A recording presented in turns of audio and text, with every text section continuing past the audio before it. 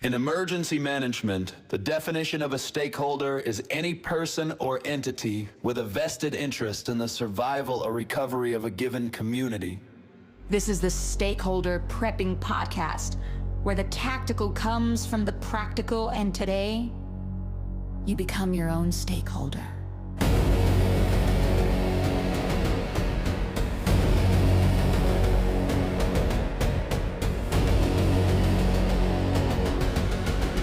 Here are your hosts, Chris and AC.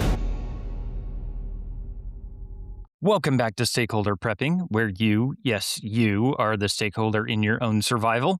And over the last couple of weeks, we've talked about panic, we've talked about community, and today we're moving into something that might be one of the most practical preparedness skills a person can develop, other than sending in your questions for episode 104, right, AC? That is a perishable skill that you should exercise quickly. Yeah.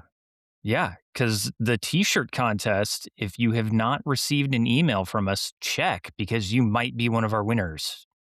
Yeah, we sent out we contacted the people that we want to work with on a fun t-shirt, but there's still other cool free stuff that we'd like to give away for episode 104. So if you have any questions that you would like us to answer that are awesome fun questions, then if we read those on 104, we will send you free stuff. Yeah, and always reviews are welcome. So feel free, leave us a 5-star review on Amazon or iTunes, wherever you feel comfortable with it. And if we read that, we'll send you some swag as well. But today, we are not going to talk about that anymore. And we're not going to talk about shooting. We're not going to talk about navigation or first aid or food storage. All of those matter. But today, we're talking about adaptation, and specifically the skill, the ability to adjust when reality decides it has no interest whatsoever in following your plans. Which, yeah, if we're being honest, this happens with alarming regularity. Pretty constantly, yeah. I would say every listener has experienced this. You make a plan. It's a good plan, solid plan. And you've thought it through. You've got contingencies. You've got your backups. You've got your emergency plans. You're feeling pretty good about yourself. Then life shows up, takes your plan, lights it on fire, and throws it in a ditch.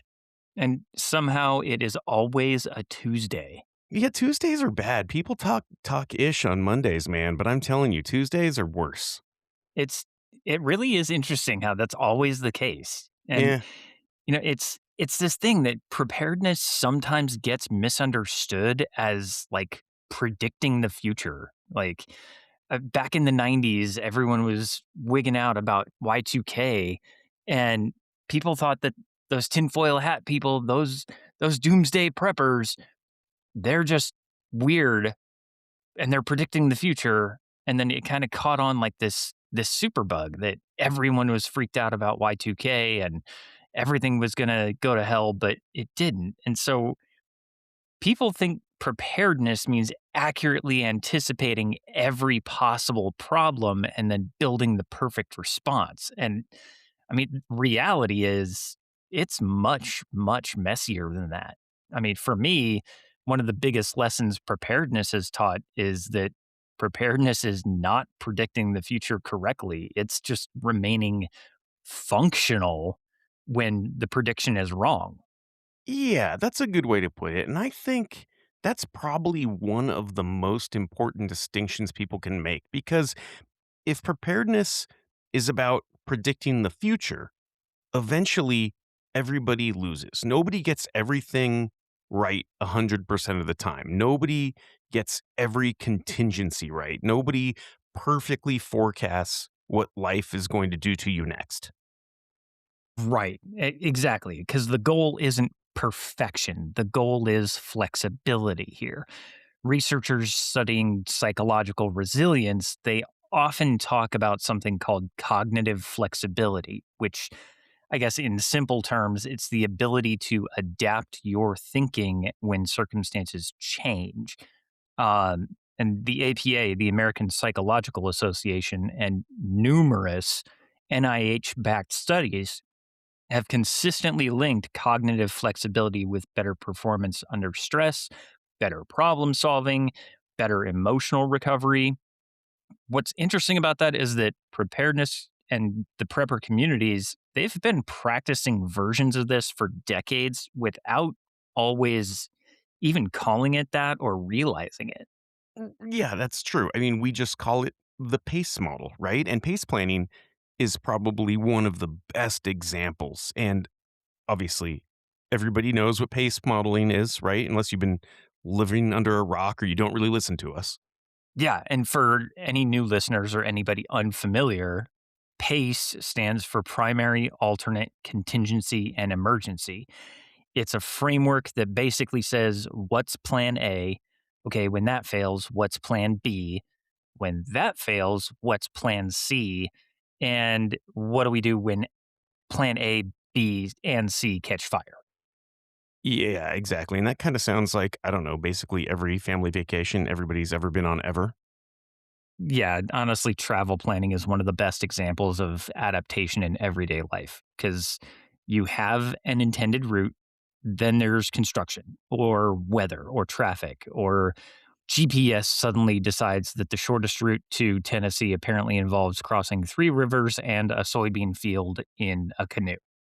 Yeah, I would maintain that GPS systems occasionally become sentient and do choose violence. And I will tell you, I used to have a TomTom, and that thing truly was evil. It would always say, like in its cute little British voice, it'd be like, "Continue straight on through the lake." Yeah, I don't have any direct evidence to support that, but I understand that suspicion. And I'm 110% sure that Michael Scott would agree with you because his GPS landed him in the lake. But yeah, that was actually a good one, wasn't it? That one was pretty funny. The point is that adaptable people aren't successful because their plans never fail. They fail all the time, right? I mean, there's a famous quote that says, the best laid battle plans never survive contact with the enemy. They're successful because they aren't emotionally destroyed when their plans fail. They're not psychologically attached to one plan succeeding and that's it. And that's a huge difference.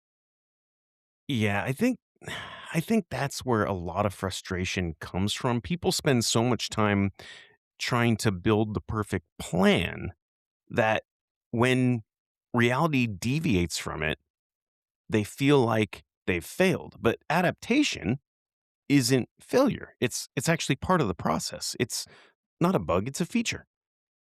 Yeah, that's a really important point. Some of the most capable people I've ever met weren't necessarily the smartest or the strongest or most experienced, right? They were the people who could look at a changing situation and adjust quickly without becoming emotionally attached to the original plan. There's a phrase often attributed to military planning. I just mentioned it. It's that no plan survives first contact. Now, whether you're talking about military operations, emergency management, business, family finances, preparedness, that principle remains surprisingly accurate. And there's a bunch of different ways to look at it. No plan survives first contact. The best laid battle plans never survive contact with the enemy. Uh, Best laid plans never get decided to fruition by the planner. There's a whole bunch of different ways that you can look at it, but basic concept is your planning is not decided to be executed by you. Right. Yeah, that's right. And reality is not always a cooperative participant in this. Not even a little bit. Reality gets the majority and the veto vote. So, one thing that I think prepper minded people occasionally struggle with is becoming too attached to specific solutions. We invest time, money, effort, and emotion into building a particular system. That's understandable, especially when you cut yourself and bleed all over everything. Yep. When That blood, sweat, guilty. and tears goes into something, you are now literally investing your blood, sweat, and tears into it. But that makes you invest something into it. And that's understandable. Sometimes that system stops working. Maybe your evacuation route is blocked. Maybe your communication plan fails. Maybe the piece of equipment that you trusted most decides this is the perfect moment to retire. Maybe the chicken coop that you spent 19 hours trying to get the roof onto decides, "Mm, not today," and just collapses. That last one actually does sound kind of personal. you know, but everybody has experienced this. There's this universal law of preparedness that says any piece of equipment can sense when you need it most. Sure. Yeah, yeah, that makes sense, and that's exactly when it chooses to become decorative. Every single time. But here's the Yeah. thing. Adaptable people don't stop when a tool fails. They pivot, right? One reason we talk so much about redundancy on this show isn't because redundancy is exciting. It is incredibly boring. It's because redundancy creates options and options create flexibility. Flexibility creates adaptability and adaptability keeps people moving. I think that's one reason maps still matter, right? Even in the age of smartphones, not because GPS is bad, GPS is incredible, but if your only navigation method is GPS, then you've built a system with that single point of failure that we talk about. And man, the map isn't replacing GPS, it's supporting, it's kind of augmenting the GPS. And I think that's why we talk about having the My Topo all the time because just the backup map, it just makes you feel good. Like the batteries aren't going to die in your paper map. Exactly. It's the same reason we like the physical references like the TACNAV cards. They're not replacing technology, they're just creating redundancy. It's a physical backup. It's the hardware to match the software. Preparedness isn't about rejecting modern tools, it's about understanding that every tool has limitations. Adaptation happens when you recognize those limitations before they become problems. Yeah, you know where I think this applies outside of preparedness really is like in careers. I was kind of hoping that you would bring that up, but go on. Yeah, seriously, think about how many people spend years building a career path, right? Only to watch an industry change, a company restructures or technology shifts or some external event completely alters that landscape. The people who thrive aren't necessarily the ones with a perfect plan. They're the ones who learn new skills, adjust expectations, and keep moving. There's a book. It's funny. I was working at a company, and like we all knew that the company was going to go out of business, like it was going to get laid off once, and they like they made everybody read the book "Who Moved My Cheese." Have you read that one? Do you know that book? It's like one of those, I don't know, self-helpy business books. No, I can't say I have. Yeah, it's one of those it's a businessy, self-helpy type book thing, but basically, yeah, it's the stories about the mouse who survives because he looks through the maze and he figures out that like the cheese isn't always at the same place at the end of the maze. But that's one of those things that they're basically telling you like, hey, you're not always going to get a paycheck from this same place. Maybe learn a new skill or learn how to find the cheese somewhere else. That's actually a fantastic example because it highlights something a lot of people miss that adaptation is not just a preparedness skill, it's a life skill. And I mean, things like health changes, relationships change, jobs change, technology changes. I look at how much technology has changed since the 90s when we were growing up and today, when you've got AI that can basically deep fake an entire episode for us. I promise it's not. It's not. This is actually us It's talking. not. This is really us. Uh, but financial situations change. The world changes whether you're ready for it or not. And so the real question is whether you're willing to learn and adapt and change with it. Yeah, and I think people sometimes confuse adaptation with giving up, and those aren't the same thing. Changing tactics isn't abandoning the objective. That's a very good distinction. If your goal is to get home safely and one road is blocked, taking a different road isn't surrendering, it's adapting. If your goal is financial stability and one strategy stops working, adjusting your approach isn't failure. It's, again, adaptation. The objective remains the same, the method evolves. And that's what you see a lot in uh, guys that are on special forces teams or CAG or the SEALs.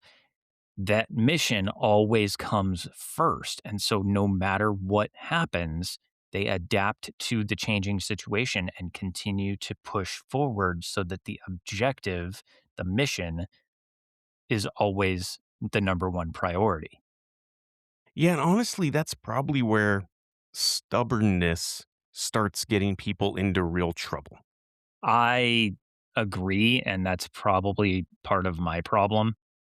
In fact, that's not probably part of my problem. That is the That's issue. a You're like, big no, chunk of my it's problem. this one thing. This is the thing we're doing. Yeah, the ego check is big with me on certain things because there's a difference between persistence and rigidity, and I have a problem sometimes when it comes to rigidity because persistence says I will continue pursuing the goal. Rigidity says I will continue pursuing the goal in exactly the same way, no matter what happens. Those are not the same thing. In fact, researchers studying resilience often find that highly adaptable individuals tend to balance commitment with flexibility. They are committed to outcomes, but flexible about methods. And that's a mindset that we can actually practice. And I've been trying to get better about that. It takes some mental gymnastics sometimes to really focus on, all right, what is the actual goal? Calm Ye- down. Yeah, and I mean, that's encouraging because that means adaptation isn't some mysterious personality trait. It's a skill like navigation, like communication, like first aid. The more you practice it, the better you become at it. And that's really where we're going next, because understanding adaptation conceptually is one thing, right? Good at the concepts, great. But building it into your life, I will tell you from experience, is a completely different challenge. So I want to spend some time talking about practical ways that people can actually train adaptability without intentionally making their lives a living hellhole and just completely miserable.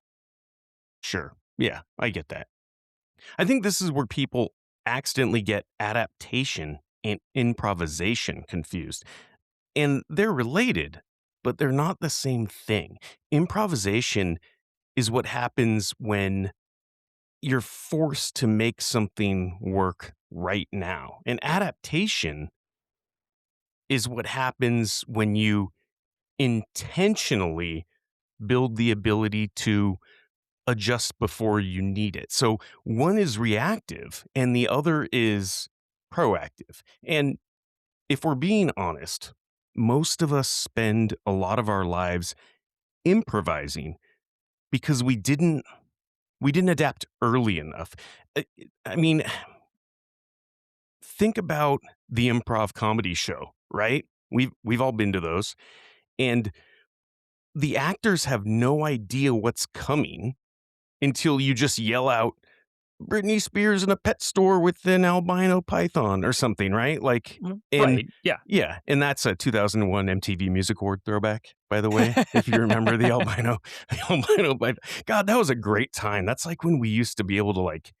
That was, I think, it's funny. I remember that the Britney Spears and the albino python because it was like 4 days before September 11th. So that was sort of innocence lost for me. That was like the last time we were ever allowed to care about stupid bullshit. Was like, Yeah, it was a huge deal, and then all of a sudden it was not. wasn't it? It was like a huge deal. That was like a huge national emergency until we actually saw one. But but anyway, no, adaptation is a little more like the movie Apollo 13, right? Based on the NASA mission Apollo 13, where they said, okay, we have this failure. Here's what we're going to do to fix it.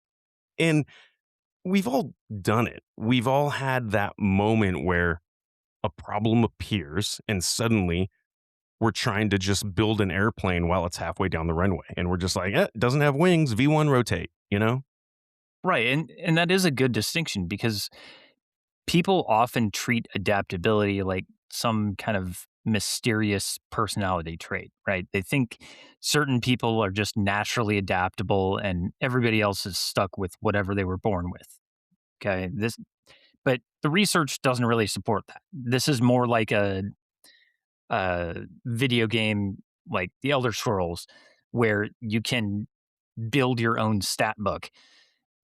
And adaptability is trainable, is what I'm trying to say. In fact, a lot of prepping is secretly adaptability training disguised as hobbies. So, learning navigation, learning first aid, learning radio communication, learning gardening, vehicle maintenance, financial planning. None of those skills are really about the skill itself. They're about teaching your brain how to adjust, how to learn, and how to solve unfamiliar problems. And every time you come across a similar problem, it's just pattern recognition. And once you get good at understanding and recognizing those patterns, you can figure out, okay, this is a new problem that I've never seen before, but it fits all of these other patterns. So I'm going to try to troubleshoot that pattern probability. And what do you know? It fixed itself. Sure. And I think that's where people sometimes they sabotage themselves. They become extremely good at doing one thing one way. Then when circumstances change, they spend more, time, money, and energy defending the old method than learning a new one. And we've all seen it. I've always done it this way, right? You hear people say that a lot. Okay, that's great. Is it still working? Because reality does not care how long you've been doing something one particular way. Reality is ruthlessly results oriented. Yes. And there are some things that reality does take very seriously, and you do it the same way for thousands and thousands of years for a reason. There are, Sure. I can't remember Wheels. what Wheels are pretty good.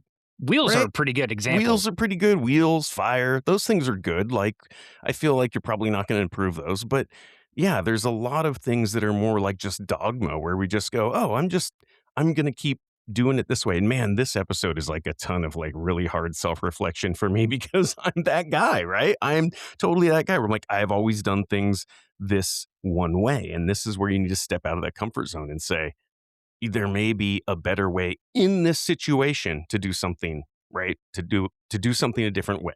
This entire episode, I wrote the majority of this outline, and this entire episode is just making my skin crawl because I'm uncomfortable. So I know. this is all just self reflection, like It is level 600. But right.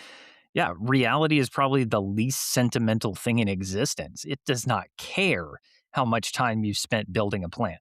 It does not care how much money you spent on equipment. It does not care how emotionally attached you are to an idea or a piece of equipment or a stuffed animal.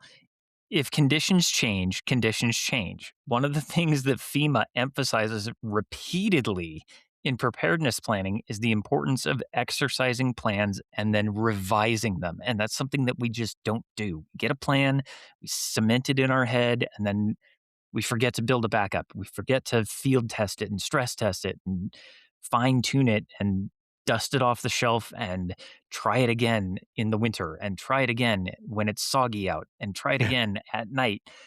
And they don't say, FEMA does not say, create a perfect plan and then frame it on the wall forever. Break glass in case of emergency. Right. They Right. they expect plans to evolve because circumstances evolve. Just down the street from us, there's sewage leaking out onto the street.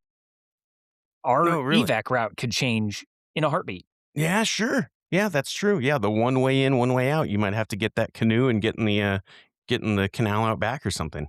Exactly. That makes a big difference on our potential escape routes. Yeah, and I think that's one reason some people struggle with preparedness in general. They imagine there's some magical point where they'll be done, right? And I'm using quotation fingers, but like, hey, I'm just done. I have the perfect kit. I have the perfect emergency fund. I have the perfect communications plan or the perfect setup. Then life introduces version 2.0 of the problem, and suddenly you're back adjusting again. And I think that's what's so important about doing this particular episode is because once you just accept that adaptation is just as important as the pace model and the OODA loop and the, one is none and two is one type stuff, then once you just accept that, then it's not going to be as stressful. Yeah, preparedness is a process, not a destination. The same thing applies to life. I mean, think about how many listeners, just like you, are living lives that look completely different than what they expected 10 years ago. 10 years ago, I was not expecting to be on a podcast. Yeah, sure. Me neither. No, never, never. I don't know. 10 years ago, did I know what a podcast was? Yeah, I probably knew what it was. I didn't listen to any. I knew what it was, but yeah, I was not listening to podcasts. 10 years ago, I was more likely to be competing on Halo Sure. in my underwear than I was to be listening to music or podcasts on my phone or anything like that. I had a completely different job, uh, different priorities, different challenges, different opportunities. If somebody had shown you your current life 10 years ago, there's a decent chance you'd have laughed and said, not really, no way. I mean, Or cried, depending on the day. that's a fair point. That's a very fair point. And one thing that I think deserves more discussion is this controlled discomfort. And Chris, I think this is something that you can probably speak to better just from being in the army and, digging your own bed some nights in the desert, but not because suffering like builds character or any of that nonsense, but because familiarity builds confidence.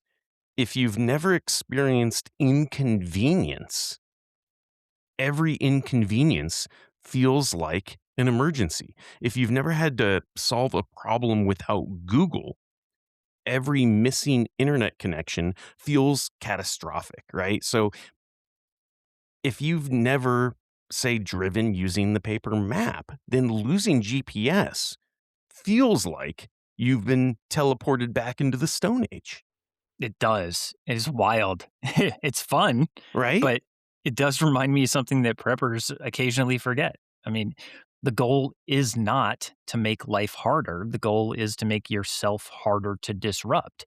And there is a big difference there. Taking a weekend camping trip isn't valuable because sleeping on the ground is somehow morally superior. And Right. yeah, uh, we go tent camping when we go camping. We don't take a trailer, mostly because we don't have one. If any listeners wants to buy us like a gooseneck trailer, I mean, yeah, it'd be cool. And then I what's wouldn't the say no. HOA say? What's the HOA going to say when you try to park that somewhere? The HOA isn't going to know because they don't need to. But the it's not that sleeping on the ground makes you morally superior. It's a valuable exercise because it teaches you how to function when conditions aren't ideal, right? I've slept on the ground when it's been flooding, raining out. I've slept on the ground when it's been boiling hot. Slept on the concrete. Do things like cook during a power outage, practice your navigation, learn basic repairs. Last weekend, ironed on some patches into some shorts that I had torn. Um, Even something as simple as taking a different route home from work, all of those activities expand your comfort zone. And it's little things that build up over time. Sure. And expanding your comfort zone is a lot easier than expanding it from scratch during an actual emergency. That's the worst possible time to discover that you've never tested something. And we've all done this, right? We've all like said, oh, well, I bought the generator, so I will be ready in an emergency. And then like we've never started the generator. But every prepper has bought a piece of gear that they were convinced would solve all of their problems only discover later that it either didn't work, uh, it wasn't what they expected, or it required an engineering degree to operate. I feel somewhat personally attacked. Yeah, you should. I mean, you know.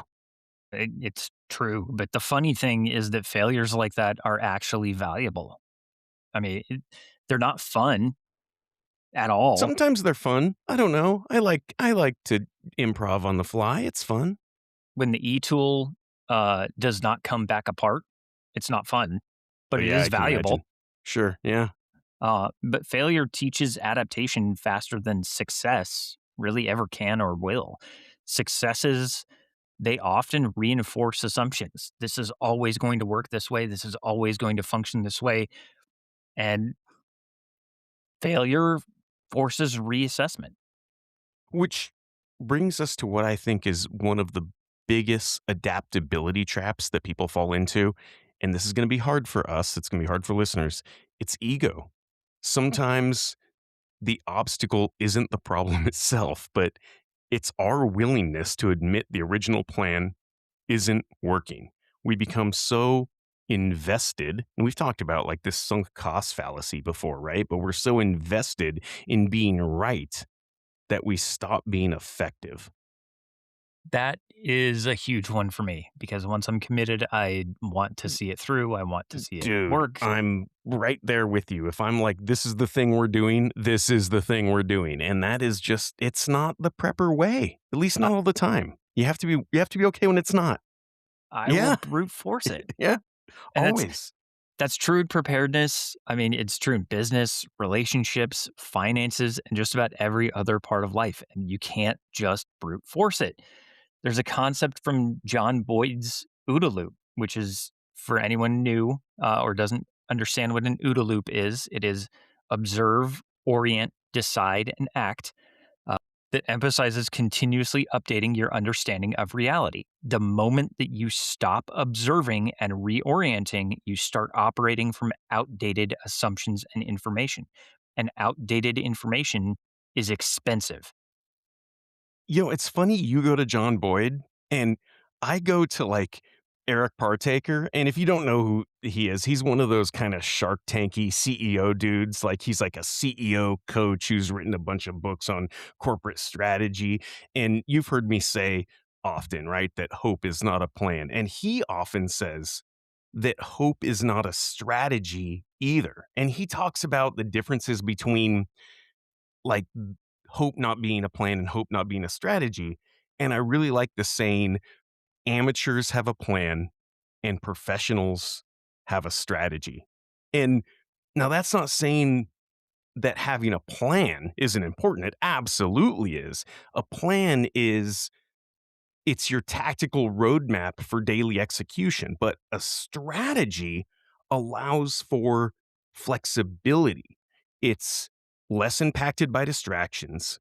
The strategy is the why, not the what. Like an example might be like, hey, we're going to dig a well, right? That's my plan. What the plan is we're digging a well today.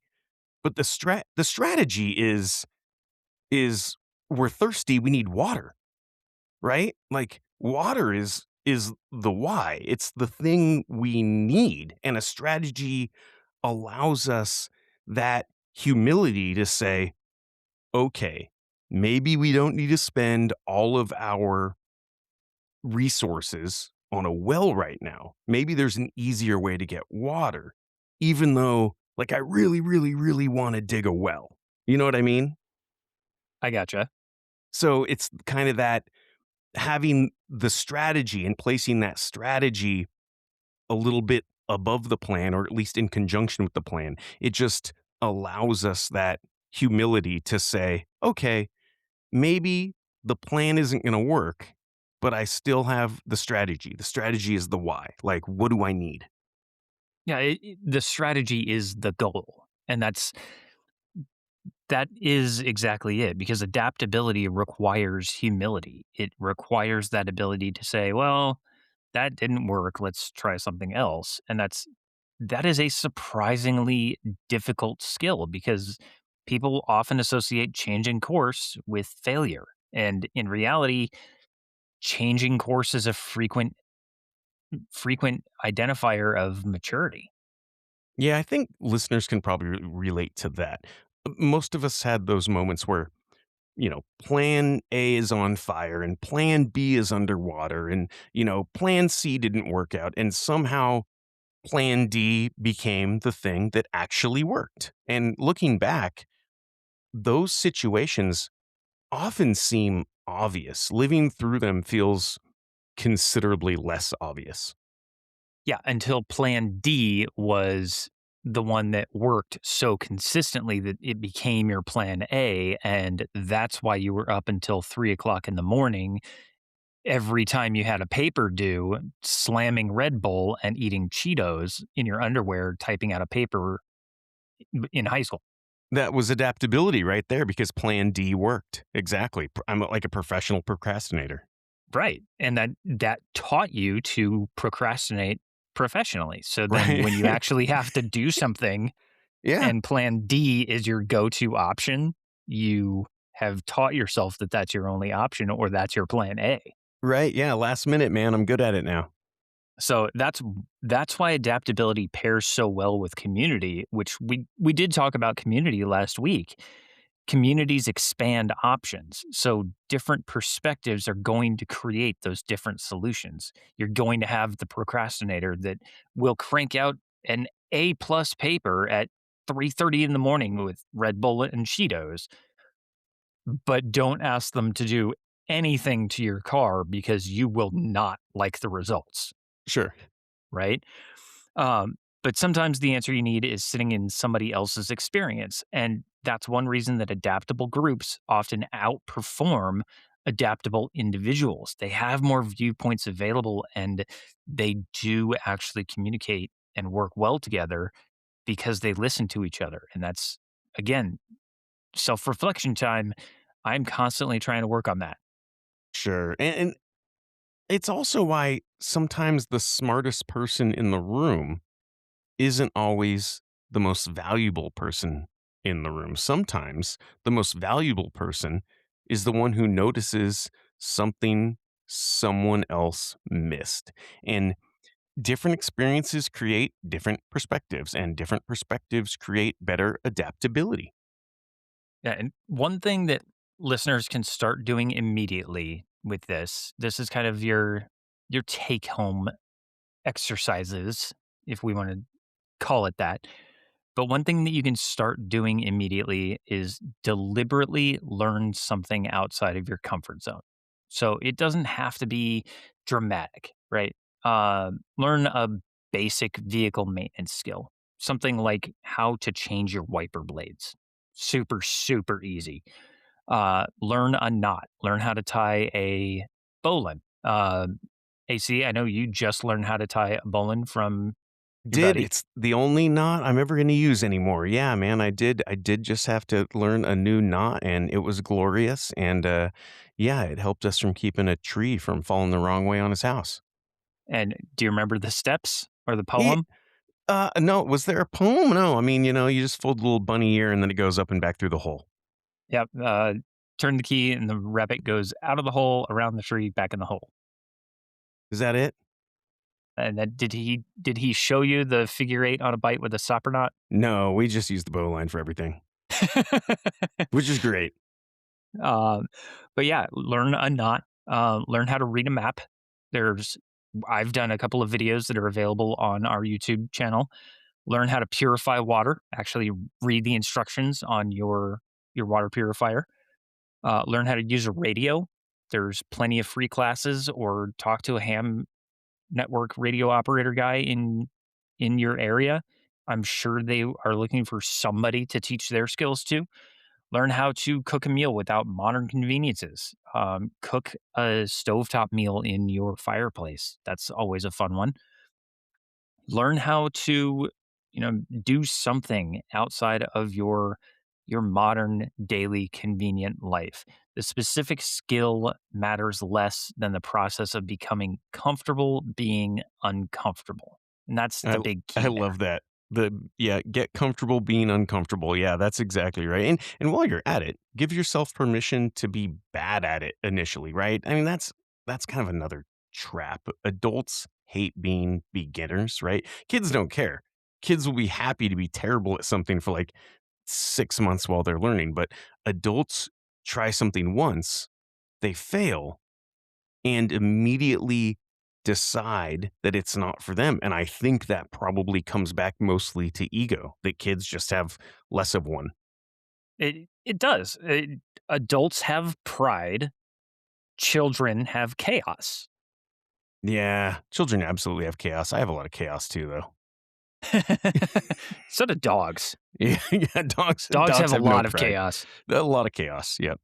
But yeah, the point isn't that the point is that adaptability isn't built by staying where you're already competent and comfortable. It's built by repeatedly stepping into unfamiliar territory and discovering that you're capable of figuring things out and getting comfortable there. Yeah, which is probably the biggest lesson from this entire episode. Adaptability isn't about knowing exactly what to do. It's about trusting yourself to figure out the next step when you don't. And that's just a very different mindset. That's a tough mindset to switch into. It can be. And it all links back to several of our previous episodes, right? We're doing this series on resiliency. We've talked about last week we talked about community, and before that we talked about, you know, the the psychology of panic, and all of this kind of comes back to previous episodes, and we're giving you these building blocks because panic becomes easier to manage when you're adaptable. Communities become more effective when they're adaptable. Panic becomes easier to manage inside of a community, and communities can help manage panic when they are adaptable. So plans become more useful when they are adaptable.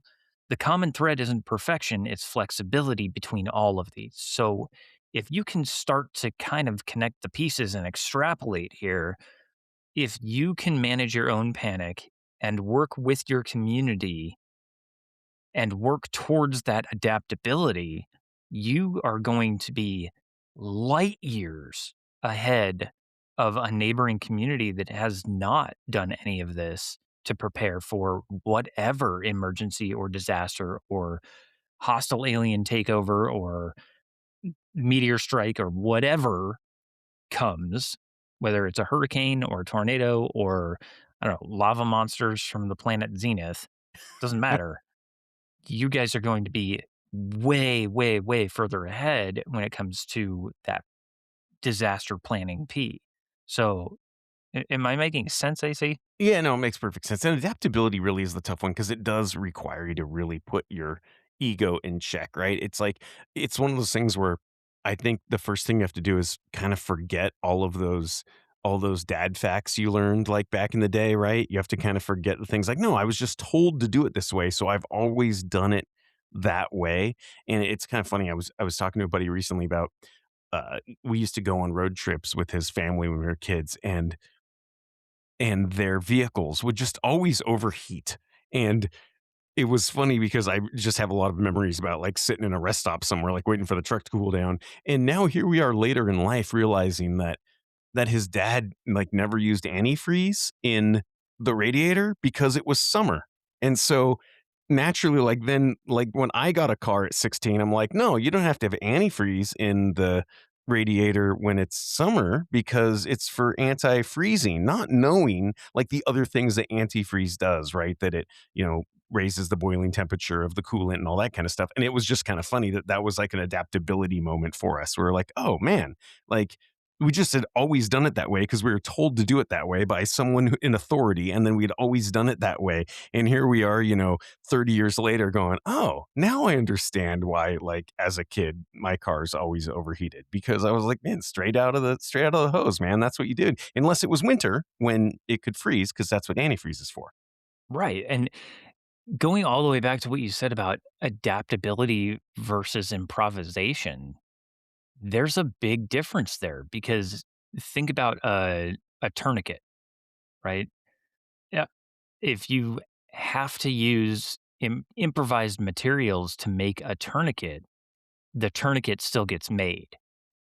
But if you have to improvise a tourniquet and you don't know and you have a tourniquet, but you're trying to improvise how to put it on, that is not the same effect. Yeah, it's funny because, we always say, "Oh, yeah, there's these specific tourniquets, right? You need a cat tourniquet or whatever. You need this kind of tourniquet." And then if you don't have it, then, "Oh, I guess I'm just not going to improvise. I'm not going to adapt. I'm not gonna overcome," right? We're just gonna let somebody bleed out because we don't have the perfect tourniquet, and that's where that, improvise, adapt, overcome, oorah comes from, right? That we need to, if you don't have the right tourniquet, then you need to be able, okay, not using the correct, absolute right piece of gear because generally speaking, especially in trauma care, generally speaking, something is better than nothing, except a tampon and a bullet wound. That is I was just always gonna say worse. that. That's worse than nothing. But besides that, I can't think of a whole lot of other examples that where the something isn't better than nothing. And any yeah, the tourniquet, the improvised tourniquet is going to be better than nothing. Yeah, and that's that adaptability versus improvisation. If you can improvise the materials for a tourniquet and apply it correctly, that's still a tourniquet. But if you have a tourniquet and don't apply it because, oh, it's not the right kind, Sure. a bullshit. Yeah, that's exactly right. So I would like to kind of hear from people on uh if they like this sort of format where we kind of did this series. This is the first time we've ever done this. And I don't know if there's a lot of other topics besides resilience that we could do a 4 or 5 part series on and then end up with the expert on. It would be tough to do. But I would like to know if people like that because I feel like these episodes have really been building blocks on the resilience. We're kind of veering into the sort of self-help prepper mindset right now for 5 episodes, right? Yeah, a little bit. And these episodes are actually tough because it's I will say they are tough to write. They are tough to get outlined. They're tough to find the sources on, and they are very, very tough to keep engaging because Yeah, it's tough to keep it entertaining when you're just talking about uncomfortable topics that are very important topics, right? Learning resiliency is super important. It could be more important than your whole garage full of gear in certain situations. And but you're right, it's kind of hard to keep engaging with a topic like that because a lot of it is sort of uncomfortable. We're talking about like mental and emotional resilience. We're talking about getting to know your neighbors. We're talking about forgetting all the dumb stuff that you learned in adapting. And those are all hard things to do, especially as adults. yeah, and if you really want to try to test your adaptability skills, I mean, one thing that you probably should do if you have not already done it is go through your bug out bag or your get home bag or something along those lines. Get home bag is going to be a shorter list, so go ahead and do that. But write down on individual pieces of paper, bag, gun, uh, extra magazine, shoes, whatever, everything that you have on note cards or pieces of paper, and then flip them all over on individual pieces of paper, and then have your kid steal 3 or 4 of them, and then give you a goal, and then flip them all back over, and you don't have those items. There's your adaptability challenge.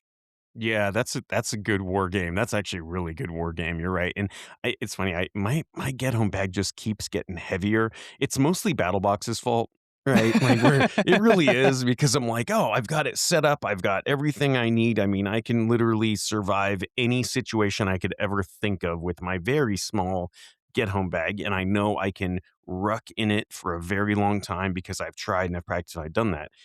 And then I get something else from BattleBox. I'm like, "Oh, well, I mean, naturally, I need, like, the climate, sleeping pad in there or whatever." It's always there's always some, "Oh, I need a Wilson's key." It's so funny. I just keep adding weight to this, to the get home bag because, yeah, I get something else in BattleBox that I totally forgot about or I didn't know I needed, and here we are.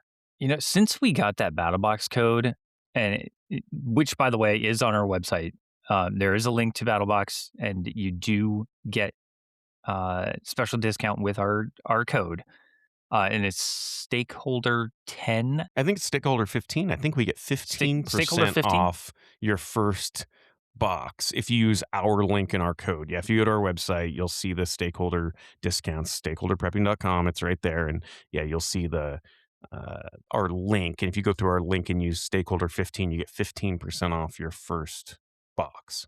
Yeah, since that code, it's just been I've had to break down a lot of boxes in the garage recently. it's it's funny. And I told you my whole thing about BattleBox is like whatever I get for the most part, consumables I consume, right? Fire starters or freeze dried food or whatever. But the other stuff in there is usually like I either didn't know I needed it or I get the one I get from BattleBox is better than the thing in that category uh that I already had, and I kinda swap those things out. But yeah, there's been a lot of really cool stuff that's made its way into the get home bag. But I'll tell you, and I know you're the same way, that it sucks to go and break all that stuff out and practice with all of it, because then you don't know if you're gonna get it back in the right way, and, you don't wanna take it all out because you could break something or you could lose something or everything's in its spot right now. But yeah, again, that's not the proper way. You wanna have to go practice, and you want to know what you're going to do to adapt if something breaks. Yeah, and I will tell you my honest to God, my biggest fear when pulling especially the inch bags out of their storage closet, Mhm. 100%, every time I do it, is scratching the walls of the closet. Sure, that's a perfect one too, right? Where you're like, "I just don't wanna do it because I'm gonna mess something else up that I have to go fix." It's so true, dude. It's so true. Like, I know that I'm gonna dig the edge of a bayonet into the wall, and I'm gonna have to fix that, and I don't wanna do that, but I need to add some Vode's meals to the bug out packs. This needs to be done. All right, let's do it. Sure. Yep. So, Yeah. that's it. It just needs to be done, so there's the adaptability. All right, Uh, pull it yeah. out, get it done. Yep, need to fix the paint chip. All right, let's get that done. Let it dry. While I'm doing that, I may as well let the inventory monsters take over and re-inventory everything, make sure I haven't added other crap to the Charge your bags, batteries. I'm telling you, charge the you batteries. have Yep. to make sure your batteries for everything in there are charged, especially things that don't take your double A's, right? Any of those chargeable batteries. Like I've got a NOAA radio in there. I've got a Baofeng radio. I've got a flashlight that's kind of got its own little battery set up there. All those things need to be charged, even if they're lithium. They have to charge them every 90 to 120 days. So yeah, you have to pull those things out, and that just kind of sucks because then you have to be able to adapt. But next week we're going to talk about something that every adaptable prepper eventually runs into, and that is exhaustion. We're going to talk about that in kind of the end of our resiliency series here. So we're doing 4 episodes, with the fifth episode being episode 100, that we have a very cool guest. We have Dr. Stephen Taylor, who is a psychiatrist who's written like a billion books, and he's kind of Yeah. a resiliency expert. I'm looking forward to that. So that will be pretty exciting. That'll kind of round out this whole resiliency series. Those are 5 episodes. Hopefully you like them. I think they're all very timeless. I think when you look at these 5 episodes all together and we talk about, here are the things you can do to be more resilient in this particular category. These are going to be very timeless episodes. We didn't talk about, you know, dollar store white rice that's now costs $1.10 or whatever. These are very timeless. You can look back at these episodes, these 5 episodes, and I think they're going to be very, prepper self-helpy. So I'm I'm excited to get through this last one, which is going to be the exhaustion episode. You're gonna be exhausted of us. Ha ha You ha ha ha. you're going to be exhausted because adapting, solving problems, and carrying responsibility takes energy. And if you don't manage that energy well, even the most capable person eventually starts running out of gas. Yes, absolutely. So come back next week for the close of our series on resiliency with exhaustion. But until then, remember you are your own stakeholder. We will see you then.